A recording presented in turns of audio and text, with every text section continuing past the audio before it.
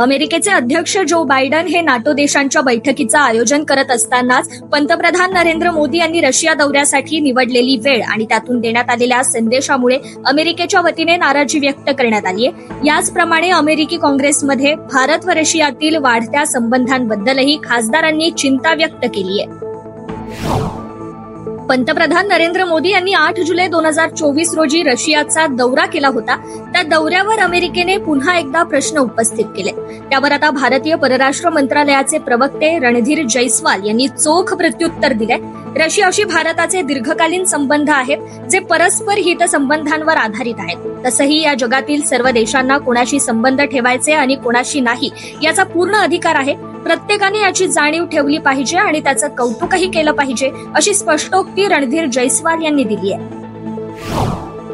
Democratic पक्षाचे उमेदवार Kamala Harris या राज्य करण्यास अयोग्य असल्याची टीका डोनाल्ड ट्रम्प यांनी प्रचारादरम्यान केली आहे। हॅरिस या मूलगामी डाव्या विचारांचे असल्याने नोव्हेंबर महिन्यात होणाऱ्या अध्यक्षीय निवडणुकीत मतदार त्यांना नाकारतील, असंही ट्रम्प यांनी म्हटलंय। जर्मनीने इस्लामिक सेंटर हॅम्बर्ग आणि त्याच्याशी संलग्न असणाऱ्या संघटनांवर बंदी घातली आहे। जर्मनीच्या गृह मंत्रालयाने सांगितलंय की या संघटना कट्टर इस्लामी विचारसरणीला प्रोत्साहन देतात। त्यामुळे आजपासून जर्मनीमध्ये कट्टर इस्लामी विचारसरणीला प्रोत्साहन देणाऱ्या इस्लामिक सेंटर हॅम्बर्गवर बंदी घातली आहे। हिंद महासागरातील महत्वाच्या सागरी मार्गांवरील मोक्याच्या भागावर वर्चस्व मिळवण्याचा प्रयत्न चीन करत असल्याने मुक्त व्यापाराला धोका निर्माण झाला असल्याचा दावा अमेरिकेच्या खासदार यंग किम यांनी आज संसदीय समितीमध्ये केलाय। श्रीलंकेत लवकरच राष्ट्रपती पदाच्या निवडणुका होणार आहेत। याबाबत मोठी बातमी समोर आली आहे। माजी लष्कर प्रमुख फील्ड मार्शल शरद फोन्सेका यांनी काल जाहीर केलंय की ते राष्ट्रपती पदाची निवडणूकही लढणार आहेत। आगामी राष्ट्रपती पदाच्या निवडणुकीसाठी त्यांनी औपचारिकपणे स्वतःची उमेदवारी जाहीर केली आहे। दरम्यान श्रीलंकेत 17 सप्टेंबर ते 16 ऑक्टोबर दरम्यान राष्ट्रपती पदाच्या निवडणुका होणार आहेत। कारगिल विजय दिवसाला आज 25 वर्षे पूर्ण झाली आहेत। 26 जुलै 1999 मध्ये भारतीय सैन्याने कारगिल युद्धात पाकिस्तान सैन्याला धूळ चारत विजय प्राप्त केला होता। भारताने पाकिस्तानवर मिळवलेल्या विजयाच्या स्मरणार्थ आज देशभरात कारगिल विजय दिवस साजरा केला जातो।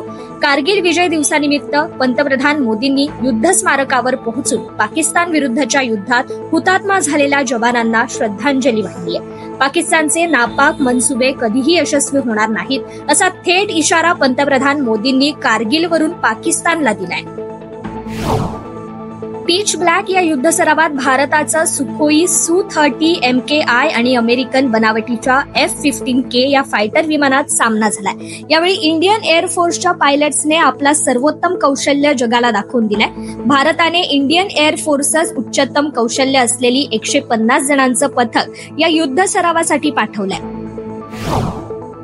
महाराजा रणजित सिंग यांचं 19व्या शतकातील सुवर्ण सिंहासन सध्या ब्रिटनमध्ये आहे।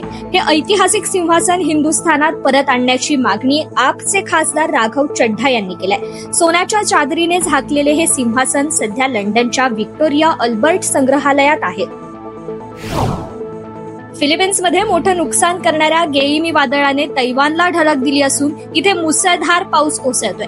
पावसामुळे अनेक सखल भागांमध्ये पाणी साचल्याने दैनंदिन जीवन विस्कळीत झालंय। वादळामुळे तैवानमध्ये 3 जणांचा मृत्यू झालाय तर अनेक जण जखमी झालेत। नासाच्या भारतीय वंशाच्या अंतराळवीर सुनीता विल्यम्स आणि ब्रूच विल्मोर हे सुमारे 1.5 महिन्यांपासून अंतराळात अडकलेत। दरम्यान अंतराळवीरांबाबत चांगली बातमी समोर आली आहे। नासा आणि बोईंग अभियंत्यांनी स्टारलायनर स्पेसशिपच्या थ्रस्टरची चाचणी पूर्ण केली आहे। नासा आणि बोईंग या चाचण्यांची वाट पाहत होते आणि अंतराळयानाच्या परतीची योजना तयार करत होते। त्यामुळे या महिन्याच्या शेवटी परतीचे उड्डाण होऊ शकतं असं नासाच्या अधिकाऱ्यांनी सांगितलंय। लिंक्डइनचे सहसंस्थापक आणि कार्यकारी अध्यक्ष रीड गॅरेट हॉफमन यांनी मोठी भविष्यवाणी करत वर्ष 2034 पर्यंत 9 ते 5 वेळेतील नोकऱ्या या कृत्रिम बुद्धिमत्ता चालित कर्मचारी घेतील असं धक्कादायक विधान केलंय। त्यांच्या या विधानानंतर खळबळ उडालीय। विशेष म्हणजे त्यांचे यापूर्वीचे सर्व अंदाज खरे ठरलेत। फ्रान्सची राजधानी पॅरिसमध्ये आजपासून 2024च्या ऑलिम्पिकची सुरुवात होणार आहे। याआधीच पॅरिसमध्ये मोठा गोंधळ सुरू झालाय। पॅरिसमधील हायस्पीड रेल्वे नेटवर्कमध्ये मोठ्या प्रमाणात तोडफोड आणि जाळपोळ झाल्याच्या बातम्या समोर आल्यात। त्यामुळे तेथील रेल्वे सेवेवर परिणाम झालाय। 8 लाख लोकांना याचा फटका बसलाय। भारतीय महिला तिरंदाजी संघाने पॅरिस ऑलिम्पिक स्पर्धेच्या पात्रता फेरीत चांगली कामगिरी केली आहे. अंकिता भकत, भजन कौर आणि दीपिका कुमारी यांनी भारतीय महिला संघाला थेट उपांत्यपूर्व फेरीत प्रवेश मिळवून दिलाय. तसेच महिला संघापाठोपाठ पुरुष संघानेही उपांत्यपूर्व फेरीतील प्रवेश निश्चित केलाय. फेसबुकची मूळ कंपनी असलेल्या मेटाने आता पुन्हा एकदा एक नवीन एआय मॉडेल लॉन्च केलाय.